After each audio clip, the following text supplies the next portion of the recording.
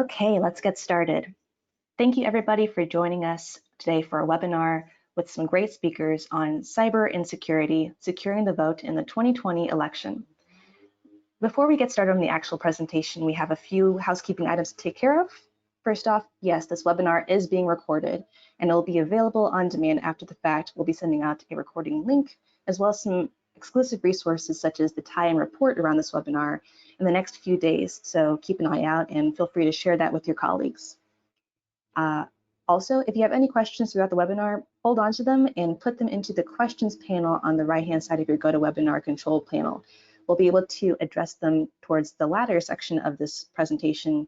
Happy to go through them, just send them our way.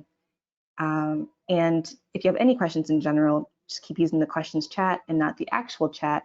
That's where we'll be able to talk to you. Without further ado, I'm going to pass it over to Tom Kellermann to kick us off. Hello, thanks for joining us. I appreciate it given these dark times. Welcome to the live webinar, Cyber Insecurity, Securing the Vote in 2020. Today, we're going to discuss the findings of our 6th iteration of the Global Incident Response Report, where 83 of our incident response partners and managed security service partners basically tell us what's going on beyond the wall. And really, their perspective is fundamental for how we should adjust our defensive strategies to align with today's threat. Let's start with some introductions. I'm Tom Kellermann. I'm the head of Cybersecurity Strategy for VMware. I'd like to introduce my esteemed colleague, Eric O'Neill, National Security Strategist from VMware. Eric, can you say a little something about yourself?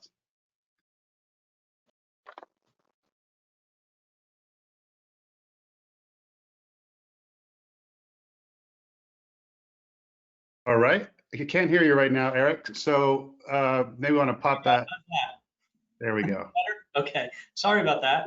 It's 2020, and this is the way it goes. So yes, I'm the National Security Strategist for Carbon Black, which means that I bring counterintelligence to cybersecurity. My background is that I am a former FBI counterintelligence specialist. I used to work undercover. My last case was to go undercover to catch Robert Hansen within the FBI and FBI headquarters, who was our most damaging cyber spy. And I'm also the author of Gray Day, which is all about cybersecurity, but also a thrilling spy story. Thank you, Eric. And Lauren Harrington, our Partner Solutions Manager at VMware. Please share something about yourself. Sure. Yeah, apologies for my webcam, first and foremost. Yes, 2020. But that being said, Lauren Harrington here. I'm a Partner Solutions Manager at VMware. I've been with VMware Carbon Black for 4.5 years. I also am an adjunct professor at Endicott College, just outside of Boston. Thank you. And last but not least, Kelvin Coleman, Executive Director of the National Cybersecurity Alliance. Kelvin? Thanks a lot. Great to be here with you. I'm the Executive Director and Chief Executive Officer of the National Cybersecurity Alliance, and we're the premier public-private partnership that brings together government and private sector resources, formerly White House National Security Staff, as well as Department of Homeland Security. Thank you. Well, let's begin with a little overview of some of the findings of this report, which I really perceive to be quite damning with regard to how the environment has become more hostile. We're dealing with a perfect storm. You know, COVID has endowed tremendous telework and digital transformation capabilities to corporate America, to government agencies, to even individuals as they work from home. But it's also exacerbated our attack surface. Notably in this report, 55% of the time, our IR partners go into investigations and realize that the corporation that was attacked, their infrastructure was commandeered to attack their constituency, to attack their customers through island hopping. Also, they noted that the adversaries are fighting back to maintain persistence. 82% of the time, counter-incident response was leveraged to maintain persistence, deleting logs, manipulating timestamps, even deploying ransomware not Petya style in an environment to punish the defender. This was occurring. I think we have transitioned from a burglary to a home invasion. The escalation is real. And this is evidenced also by the dark web economy of scale. The economy of scale, according to the World Economic Forum, is going to be the 3rd largest economy in the world by next year. And this is evidenced by the fact that custom malware is used in 50% or more of incidents. This is quite troubling to me. But more importantly, I'd like to ask my esteemed panelists, what do they think has changed when it comes to attack and attack methodologies? I'll begin with you, Eric. Sure. Well, one thing that I like to say often is that there are no hackers, there are only spies. You'll never hear me use the word hacker unless I'm talking to my friends, because most of the old hackers from the 80s are now the good guys. Now, spies have really taken over. There has been a massive opportunity for spies to steal information, to cause disruption by launching cyber attacks. It's far easier for them, and they can use traditional methods in order to do it. And when you talk about the dark web becoming quite possibly the third largest economy by next year, well, what we're seeing is criminals learning from espionage and buying information that the spies leave behind after they're done with their attacks, and then launching their own attacks. So this magnifies all of the damage we're seeing. And then one last thing, with our need to follow social media and get it for our news, the pandemic, and the fact that we're in the center of an election, these three items have collided to create an unprecedented time for cyber attacks and making us much more vulnerable.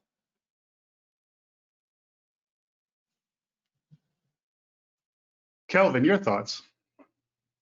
Yeah, Eric, of course, brings up some really great points. And what we're seeing is the continued communication, collaboration, and continuity between bad actors. They don't mind working together. And I think that's what we're seeing more than anything else.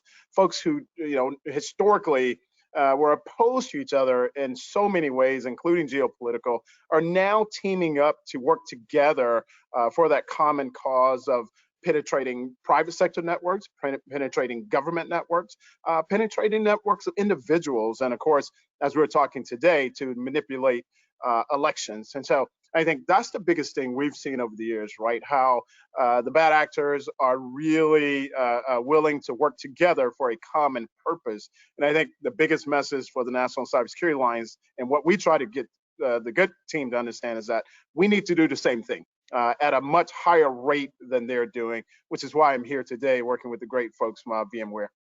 Thank you. Lauren, given your perspective working day in and day out with our partners as they conduct investigations using our EDR capabilities, what are you seeing? I would completely agree. I mean, I would say that a lot of our partners are coming back with that the frequency of their engagements are certainly increasing, and that they're seeing similarities between attacks from different groups. It is very much so copy and paste and recycling that they're seeing, which in many cases can make it easier to identify first and foremost getting into an environment, but naturally depends on when they're called upon. So that's been a struggle naturally with our IR engagements. How far along has that threat been in the environment, and where are they picking up the investigation? Thank you. Well, the two top targeted sectors out there were the government, federal government, state and local governments, followed by the media, which I find interesting. And more importantly, we've seen this dramatic renaissance of ransomware over the past 18 months. I used to refer to ransomware as the poor man's malware up until about 18 months ago, when I started seeing this modular structured ransomware with over 14 different built-in evasion techniques. But to you all, the impact of ransomware on critical infrastructures like electoral systems, what are you thinking about how this threat might evolve? And more importantly, what the recent events in the news actually usher in terms of a new era or a new reaction from the US government? I'll start with you, Kelvin. Sorry, I off of mute there. There you go. It is 2020. I will start with this, and I think Eric and Lauren are so much more well qualified to get into the nuances of the issue. And I'll start with this. No surprise that it's happening, right? We've for too long ignored the vulnerable, situation that we have, particularly at the state and local level, which is where elections are held, right? I think most people, well, not most, I think some people have the understanding that elections are sort of controlled from the federal level. Not true. Not even necessarily controlled at the state level. Elections are a very local phenomenon, right? As it probably should be, so each community can build an election and the security of the election around the idiosyncrasy of that community.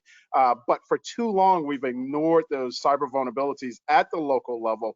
And now we're seeing the manifestation of that through things like the election. And so I'm not surprised at all, as we've seen bad actors take advantage of these vulnerabilities. Now, having said that, I think election security, and that is our topic today, is probably not as concerning to me. Because of the diversity of ways that we do it, it makes it difficult for a bad actor to have a wholesale reach on manipulating the national election scene. And that's the good news, right? We have differences of how we do elections around the country. But having said that, there are a host of other things that local communities are having to deal with in terms of cyber challenges. So, really look forward to talking about that. And again, as it relates to election security and how they are dealing with that. Lauren, what are your thoughts on ransomware, how it's evolved and its impact against the critical infrastructure that could be electoral systems? Yeah, sure. So as you had mentioned in the report that just came out, that 55% of respondents were saying that the use of ransomware has increased at the start of the pandemic. I mean, when it comes to what our partners are seeing, that shift to the remote workforce, excuse me, has really increased the vulnerabilities that are now available for the attackers to exploit. And so I think that a lot of companies are struggling with how to pull away from budget from projects that were planned for 2020 and refocus that budget to securing this remote workforce. And that's been a shift. And I think that the attackers have really leveraged that significantly well, and certainly our IR partners are seeing that. Eric, I'd love your thoughts. Sure. So ransomware, good news and bad news. I'll start with the bad. I mean, ransomware has been around since 2013, and what we've seen with both criminals and spies, call them cyber attackers, they will continue to use what works. So in just looking at the years from 2013 to 19, the FBI has some statistics on ransomware. More than 140 million was paid in ransom. And that's probably way higher because not everybody reports to the FBI. There are many companies who just don't want them to know. So we also have the big game hunters. And this is a term we use for these ransomware groups, these attack groups who very systematically and methodically capture a large network of systems in order to bring it down at once. We've seen it in municipalities all over the United States and Canada. We've seen it down in court systems in Florida and all the way up to Baltimore, the city, which was taken down by a large ransomware attack, and that's right up the street from me. So it's a massive problem. And the ransoms, if you look at the ransoms, they continue to increase. So as a ransomware attack is successful, the next one is a higher ransom and a higher ransom because they know people will pay. So it's a problem. Now, when we're looking at elections, what could you do if you were a criminal attack group and wanted to make money? Hold an election for ransom. Now, Kelvin is 100% right. I do not think that there could be a systemic ransomware attack across our entire very distributed election system. You would have to go into all sorts of municipalities and small little areas around the country in order to take it down at once. That would be too heavy a lift. But you can make a buck off of a small town or a city by holding the votes hostage, by holding the ballots hostage. And if you're a spy, right, disruption, destruction, all those kind of things are hallmarks of ransomware attacks. If you look at WannaCry or NotPetya, there was no way to pay a ransom. Your information was just gone if you didn't have a good backup. And that is a perfect attack for a nation state actor who wants to hurt us. That's an interesting point you bring about backups. Look, modern ransomware crews are actually targeting your backups first now. Because they well know our dependencies on backups. They're also implanting rootkits in systems to make sure they can get back in after you pay ransom. And they're actually exfilling sensitive data specific to your organization, knowing full well that you are regulated by, let's say, GDPR or some other regulatory body, and they can use that to hold it over your head so you pay a secondary ransom.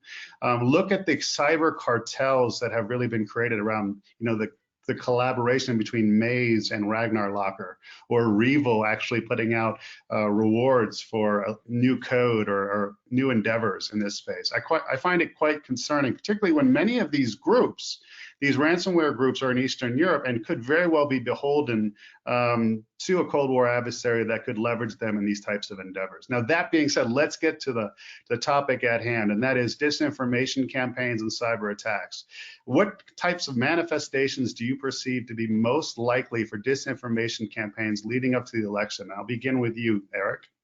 Sure. So what did we see? Let's look at 2016. Let's analyze the past in order to understand tomorrow, because that's how close we are to this election and what we've already been seeing.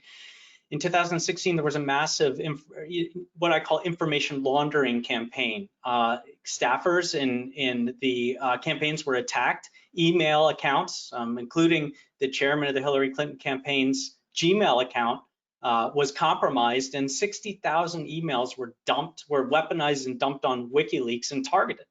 That is stealing information and then laundering it through. Some people thought at least they were journalists, right? They're not, but to get it out into the public. We're seeing that again. It's happening again, where nation state actors, criminals are stealing information and placing it into the public in order to create what's called compromat, which is the Russians call it, or disinformation, in order to change hearts and minds, in order to disrupt the election. It was incredibly successful in 2016. And what we know about nation state actors is they love to reuse the same things until we're able to stop it. So how would you do it? Let's say you were one of those actors, Eric. What mechanism would you use, and what type of disinformation would you provide? What should we expect? Yeah, so I think what we can expect is some of what we've already been seeing. I mean, we know that both campaigns have been attacked using primarily spear phishing attacks that are trying to steal credentials. They want to steal credentials because they want to steal intel from the campaign. That's what spies do. They want to not just know what policy decisions may drive the newly elected president, but they also want to find information that is like opposition research that can cause damage to a campaign. And different nation state actors are backing different horses in this race.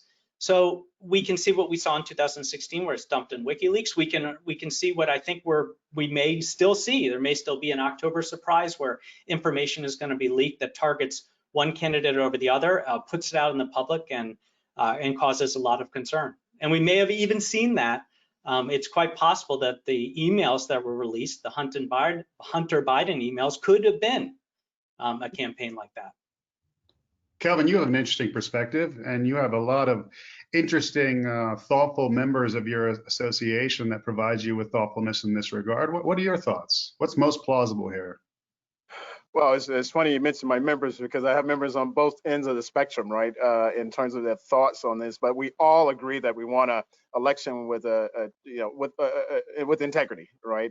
That each vote counts. So I'm more concerned about the manipulation of information than I am some back end, penetration of some local community, right? I think the misinformation that we see, and as Eric pointed out, we learned from 2016, right? It was pretty successful for our adversaries to do in 2016. So I think they've doubled down on that this year, especially as the FBI and CISA starts to talk to the secretaries of state and how to lock down the system, right? How to help the system be safe from a technical point of view. Well, these adversaries are high risk, low risk, high reward, right? And so they're saying, well, why go that route when the misinformation and manipulation information was so successful in 2016? Let's just double down on that and do more of it this year. And to Eric's point, we're seeing more than ever in terms of them putting information out there. And the one thing I tell people is that oftentimes Americans will say, well, this country is for the Democrats and this country is for the Republicans. I often correct them, no. That country is for that country, right? Mm-hmm. And whatever horse they're backing at that time is simply backing that horse because they think that horse can further their national interests. We don't have countries that are pulling for the GOP, or, well, maybe pulling for the GOP, but for their own particular interests, right? Or pulling for the Democrats. So these countries are out for themselves, but they're certainly going to be using the manipulation of information and misinformation to do that. Lauren, what's keeping you up in this regard?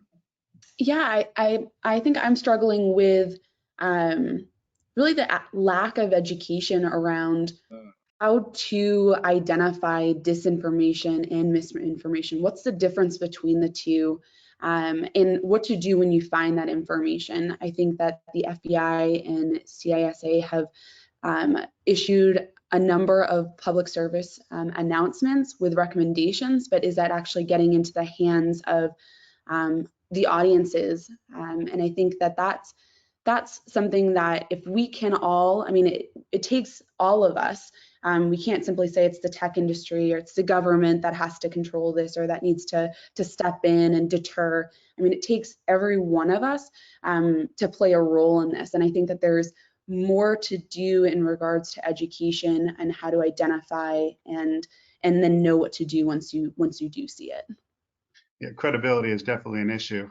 Everyone should revisit what is credible and reference sources. Yeah, I'm most concerned with some of the DT movements domestically, and I see a lot of that not just from my work here at VMware, but on the investigative advisory board for the Secret Service. They're becoming much more cyber capable and endowed by foreign elements, but we'll leave that there. Look, at DEF CON last year, it was notable, significantly notable, that an electoral system for voting basically could be penetrated in less than 30 seconds. What do you guys think is the likelihood of votes being manipulated by direct attack against that infrastructure, given yesterday that an advisory was put out to state and local governments vis-a-vis the suppliers to the electoral systems of those states being targeted in coordinated attacks? Anyone who wants this can have. I'll try. I think that, look, they've been trying to do it since before 2016. They were trying to do it in 2018. We got really angry at the Russians during 2018 and shut them off the internet, which I thought was hilarious. That was one of my better days in that year, just so they couldn't cause a lot of the disruption and shenanigans in our midterm elections. That's 4 years is a long time to come up with a plan and to figure out a way to do what we have been working very hard to keep them from doing. I think that one of the problems is that many of our local election systems are still old tech and don't have the best in show cybersecurity, and so they are certainly vulnerable. Now the question is, could someone out there compromise enough of these systems to really make a change? I don't know that that's possible, but I certainly wouldn't be surprised if we find out that that many of these different smaller systems were attacked. Yeah, Tom, I'll say, I'll quote the great William Webster, who only American to ever be head of the FBI and CIA, who once said, you know, you always seem to have too much security until you don't have enough of it, right? And I say that because, you know, we only look at these things and let me back up to Eric's point. No, CISA and FBI and others have been working on it, but that education awareness campaign that Lauren was talking about, I think has been lacking. Of course, that's coming from the executive director of the National Cybersecurity Alliance, where that is in our mission. I think we need to do much more of that to prepare Americans in how to see you know, misinformation, disinformation, manipulation of information, so that they can make a more credible choice. And so, you know, when it comes to that advisory yesterday, or even the ones that have happened over the last year, I am pretty confident, though, that the secretaries of state and the local officials have done the absolute best they can, which is why I go back to the beginning. I think it perhaps will be the most secure election, you know, in our recent memory, because of the scrutiny that's been placed on it. And I think the other part is that education piece even extends to beyond the election, right? We're used to hearing on the news the night of the election, we project candidate A to win, right? We project candidate B, she's gonna win, right? That's not gonna happen on election night. It's almost a certainty that we are not gonna know the winner on election night. That's okay. Doesn't mean a nefarious plot has been pulled off by some foreign adversary. That just means, guess what? The Secretary of State of the Commonwealth of Pennsylvania wants to get it right and wants to count every vote, which now the Supreme Court says if the vote, you know, they can count votes 3 days until after the election. So Yeah, we're probably I don't know how not they going came to up with do that. 3 days, but 3 days it is. Yeah, it's 3 days. I think my South Carolina mass 72 hours. We can wait. But I think educating Americans to understand what's going to happen and managing those expectations, I think, is very important. Well, in terms of managing expectations, Kelvin, I'm going to ask you a follow-up question here, which is specific to, the infrastructure associated with voting at the state and local level. Should that be considered critical infrastructure? And should cyber threat hunting by CISA be allowed to discern if there are any behavioral anomalies on those systems prior to an election or not? Yes. And should It's just my opinion, having worked there and the hard work folks who do a great job there, and having been at the White House and in the private sector with a couple of companies, and now in this current position, absolutely. Elections, voting, needless to say, to this great audience, is a cornerstone of our democracy. If that is not done correctly, we start to undermine everything that's above it or below it, depending on how you look at it. TK, yes. Thank you for saying that. Lauren, I'd love to hear your thoughts here regarding the vulnerability of those systems and what you would recommend for best practices for locking them down. Yeah, sure. I would say that the biggest piece is going to be endpoint security. And I know that that's something that even working with partners and working through IR engagements, they're surprised with how many of their customers still don't have proper endpoint security that's been deployed, as well as some of just the normalcy, or at least the what should be normal practice, being strong passwords, multi-factor authentication, and things along those lines. I would say that when it comes to deployment of securing infrastructure, we understand that takes a lot of resources, and a lot of these towns and municipalities may not have the resources with regards to that, whether it's the people or the know-how or possibly even just the funds to procure that type of security. But luckily, there are a lot of resources through state funding and through the HAVA election security funds that were appropriated. So there's things that we can do. I just don't know if folks know where to find that or know how to. It's just going to be closing that gap. Thank you for that. I would also add that microsegmentation will be of paramount importance between those systems and the outside world, as well as application control. And then per your sage thoughts on authentication, I think just-in-time administration should be the name of the game. No one should have sysadmin privileges in perpetuity on those types of systems. And then to Kelvin's point, cyber threat hunting must become a regular phenomenon across those systems. It's not incident response. Remember, you're looking for behavioral anomalies that haven't been triggered. Yeah. Eric, do you have any final thoughts? I saw you anxious to get in here. Oh, I was just going to say, if there's one way to truly steal the hearts and minds of citizens here in the US to disenfranchise voters, it is to make them believe that a vote can be changed. And I think that the Russians were very successful in doing that in 2016. I think that it caused many people, and we actually did a great report about it, to choose not to vote because they were afraid that someone would either know their vote or their vote could be changed, even though that was not true.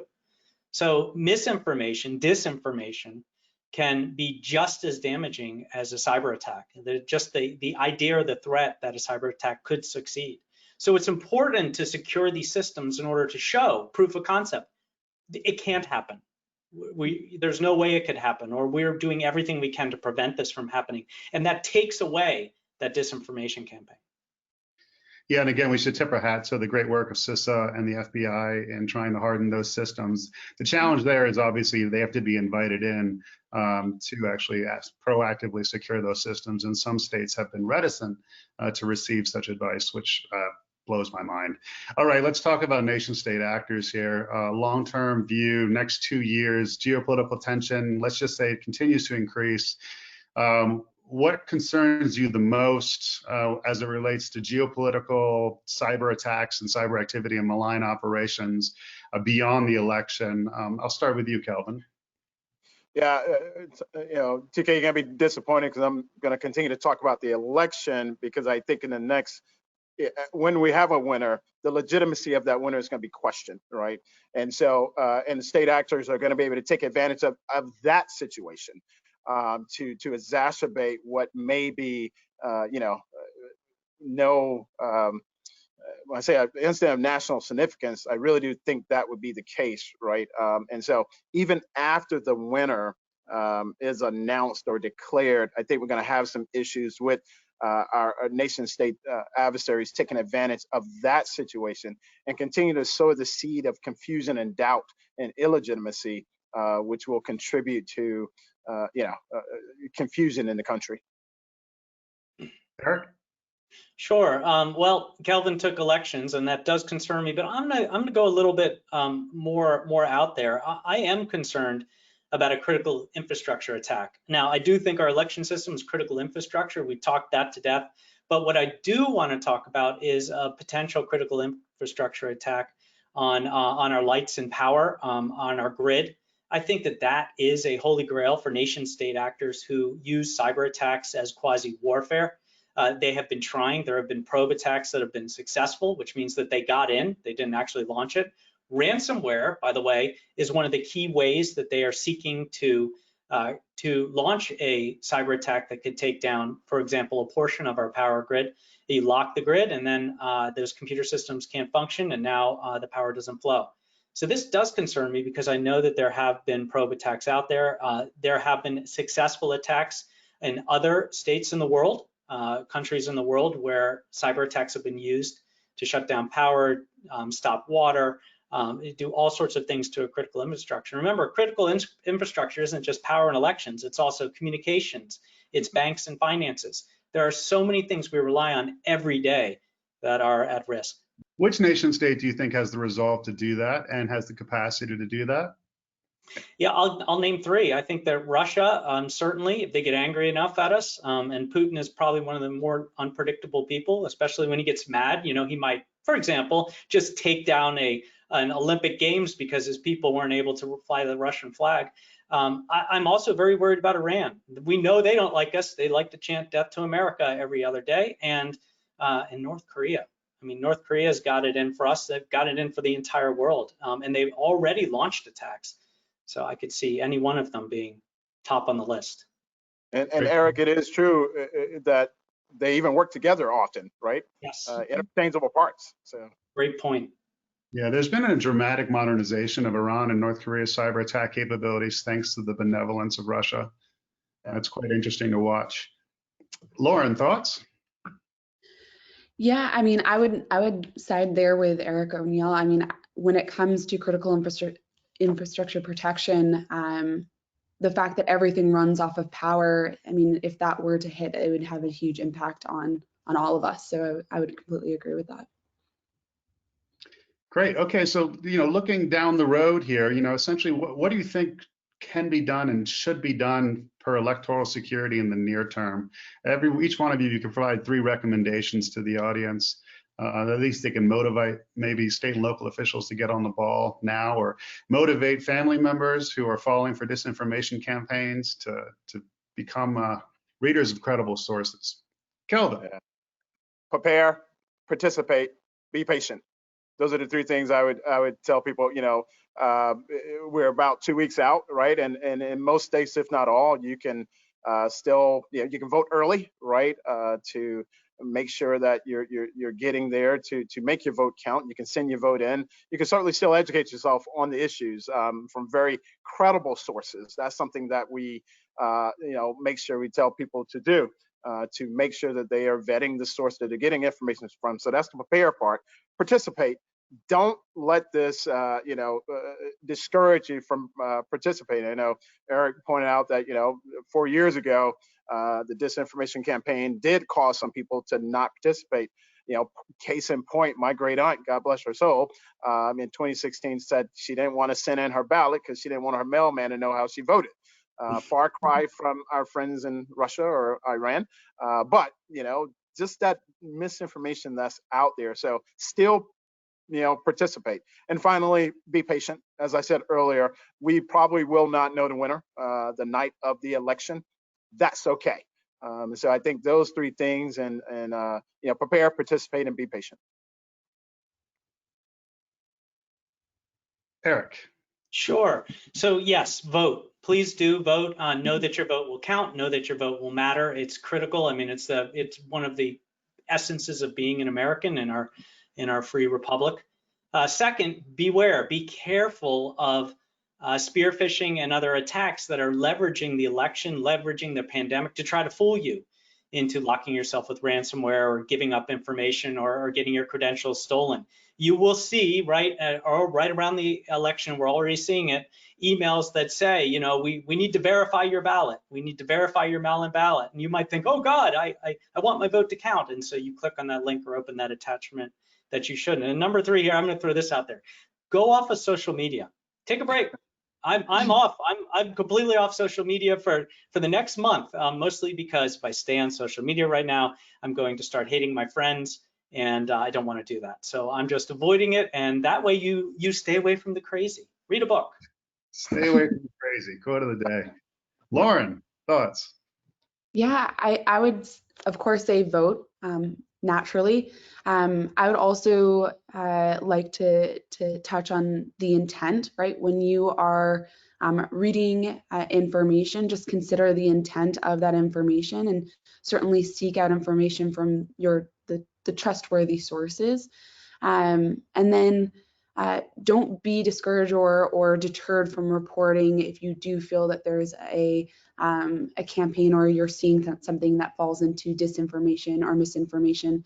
There's a number of different sources to report, but if you see it, then say something about it and jump in and report on it. And I would add, you know, given this is Patch Tuesday and it's, you know, essentially a couple weeks out, if you're at the state and local level and you actually have responsibility for securing these systems, please harden those systems immediately. Please change the authentication on those systems immediately.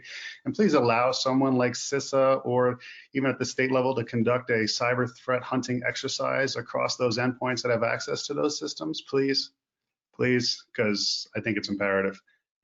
That being said, I think we should open it up to the audience to see what kind of questions are coming through. Thanks. Thanks so much, everybody, for these great introductions and coverage of so many different conversations around election security.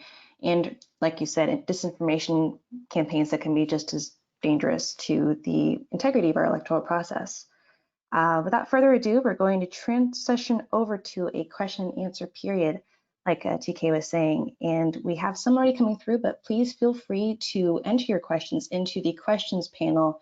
You may have issues getting through the chat, but we are confirming that the questions panel does work. So we look forward to seeing what you have to ask. To kick us all off, this is a great question just for the entire group.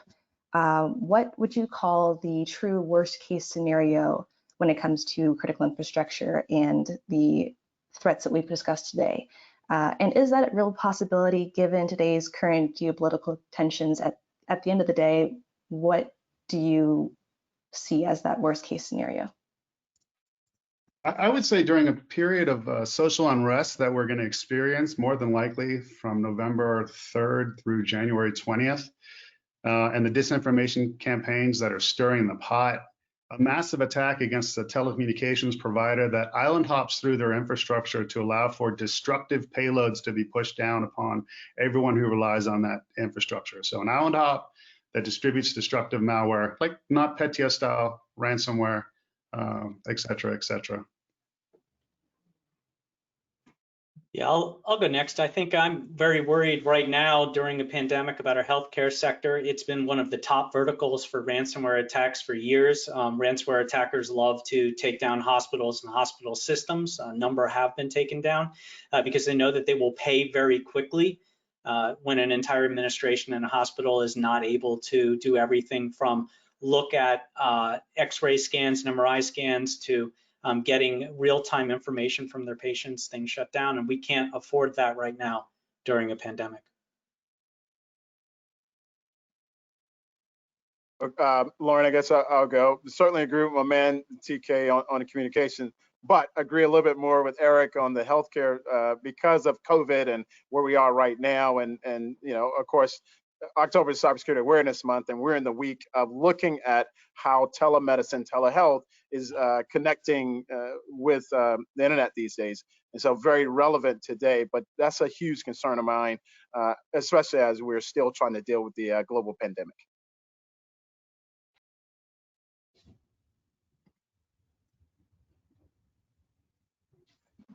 Lauren, any thoughts? Oh, sorry.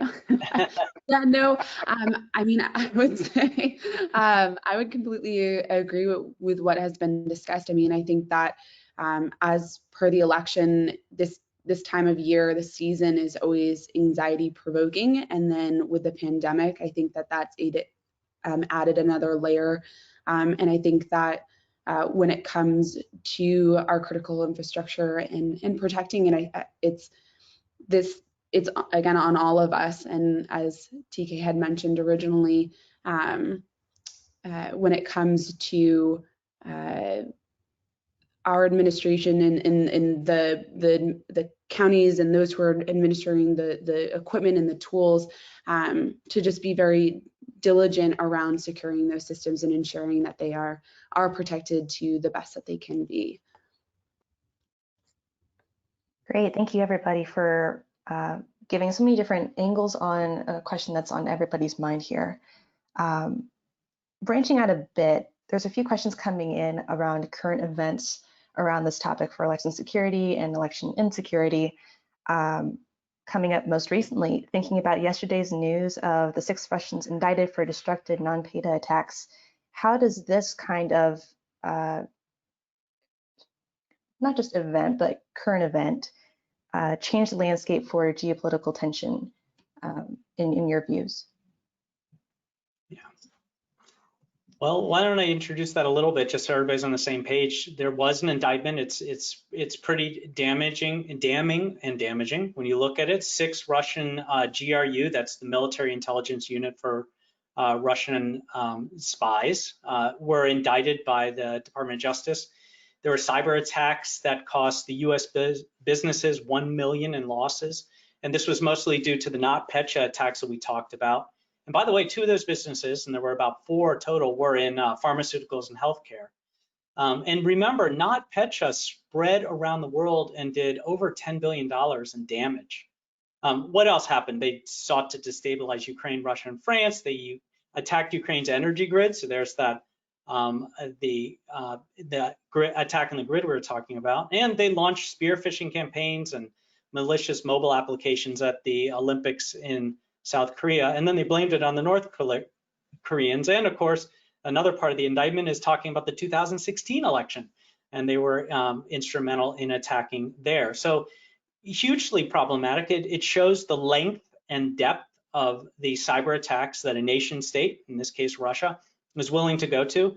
Interestingly, it also shows the US's ability, our FBI, yay FBI, ability to track back and attribute the attacks to individuals sitting in Russia. Now, they're never coming over here to sit trial. They'll probably get ticker-tape parades in Moscow for being successful. They're seen as heroes, and espionage, the heroes and the villains depend on what side of the fence you're sitting on. So I think it shows that this is the new normal, that nation states are not worried about some future war with guns and bullets. We have been at war since the end of the Cold War, and there's a new war theater, and it's in cyberspace, which is why cybersecurity is so critical today. Eric, I have a question for you regarding what you just said there. Given that you were a spy hunter and counterintelligence expert, how do Russians play the game differently? Yeah, Russians can be, so you have a lot of different theories in espionage. And so you have the espionage that quietly steals information to use it for geopolitical games or to understand what an adversary is going to do. You disrupt undercover operations and take down undercover operatives. You have espionage that is trying to determine who the sources within your country are, that counterintelligence, so you can imprison them, or in Russia's case, in other countries, execute them for espionage. Russia takes it to the next level, though. They will disrupt and destroy. We saw they're excellent at compromat, which is their term for disinformation. they will take information, use it for their own aims, but then, as we saw in 2016, seed it to cause a lot of damage. So they're different, and they're very active, and they're also very destructive in how they will use espionage in order to further their political goals. Kelvin, given your work at the NSC, I'd love to hear your thoughts. I don't know if I can say it any but much better than Eric, right? It wouldn't be any different of an answer. I will say this: the asymmetrical move to asymmetrical warfare, right, has already started, right? And we all know this. And funny enough, it didn't probably hit Americans that we were in this vulnerable state until 20 years ago when this little thing called Y2K was maybe going to happen, maybe not going to happen, right? And that's when most Americans just woke up to, oh, wait a minute, we're kind of connected, you know, on a technical level. But I think our adversaries have been saying it for a long time. In fact, a report out of DARPA, Defense Advanced Research Projects Agency, said small, organized, technically proficient groups will be able to overcome current standing nations. Again, small, organized, technically efficient groups will be able to overcome current standing nations. They did that report in 1980. So for the last 40, you know, we've seen this coming, and our adversaries have certainly seen it coming, and it's not going to stop anytime soon. 15 billion connected devices 5 years ago, 20 billion connected devices today, about a 25% increase, my South Carolina math tells me. In the next 5 years, going to be a 300% increase in connected devices. You don't think our adversaries see that and see the target-rich environment that's being created by Moore's law of, you know, faster and cheaper, right? In terms of just the connectivity, and certainly our infrastructure is not going to be immune from that. We're going to continue to put the infrastructure, you know, to connect it to the internet, you know, and so. The long answer is, yeah, Eric is absolutely right. But our adversaries, they see it. They've been seeing it for a while, as we see from the DARPA report, and we're going to see more of it in the near future. I think one huge distinction is the protection racket, the Pax Mafiosa that exists between certain governments and their best cyber criminal syndicates. And these cybercrime cartels, and they operate like a cartel, are allowed to operate within those sovereign boundaries with impunity from Western law enforcement, so long as they pay homage to the regime when called upon to do certain things and don't hack anything within those sovereign boundaries of that country. I think there's a huge distinction. We don't do that in the West. U.S. law enforcement, U.S. intelligence communities don't use our best cyber criminals to act as essentially proxies, and this is just disturbing for me because of the fog of war and the multiplicity of actors here. I'm very concerned about that nexus, but I'll leave it there. Well, TK, I'm gonna pick it up for a minute. With even the federal government, we haven't figured that piece out, right? Let alone bringing in state and local governments, which is so very important. We have always talked about our adversaries and how they have started to work together. They are communicating, they are collaborating, they are sharing information. We should be doing that at a much higher level, federal, state, and local. And too often we allow arbitrary jurisdiction, well, not arbitrary, I guess there's some legal, you know, distinction there as well.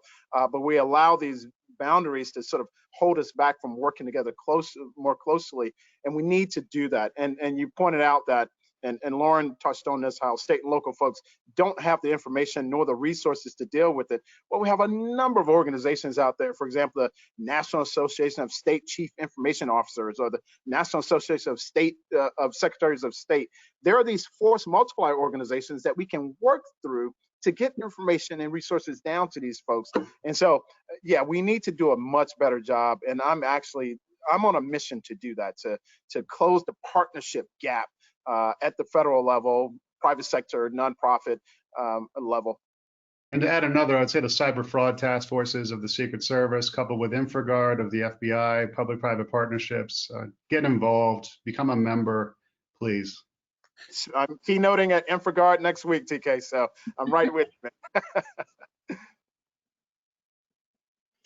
Yeah, I mean, if I could just add one thing, as like I said, I think at the beginning of this, espionage has completely evolved, and I always talk about raising the way that we think, elevating our thinking in cybersecurity, to not think of some kid in a basement tapping away at a keyboard to try to spearfish someone and launch one ransomware attack and get $300.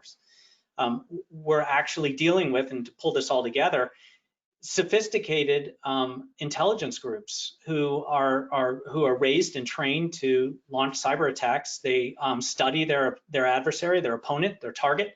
They learn everything they can about them, and then these cyber attacks are extremely effective because they're using traditional espionage, fooling a person. We like to think that we need to secure all our computer systems, but the reason we're doing it and the reason we focus on endpoint, you've heard that a lot of times today, is because the person at the other end of that computer is the one who will make the mistake. That is the actual target of the spy or the criminals who have learned from the spies, and sometimes, as we said, are working from the spies. So you have to prevent that person from making that devastating mistake, being fooled by the spy who's coming after their information. I'll add to that, given the findings of this report where island hopping is occurring 55% of the time, the cyber criminal and cyber spy are well aware of the interdependencies that exist within the information supply chain of American corporations and government agencies. And that same implicit trust that I have for Eric, we have implicit trust for government agencies. We have implicit trust for specific media brands or corporations that we do business with. What happens when that infrastructure is used to attack us? That's what's changing, and that's where this report is really hearkening in a dark new era. Yeah, and I'd actually like to, oh, go ahead, Eric. Oh, please, Lauren, go. Yeah. I'd like to jump in there because we talk about being aware and being vigilant, but as you had touched on, Eric, that the attackers are quite tactful with how they are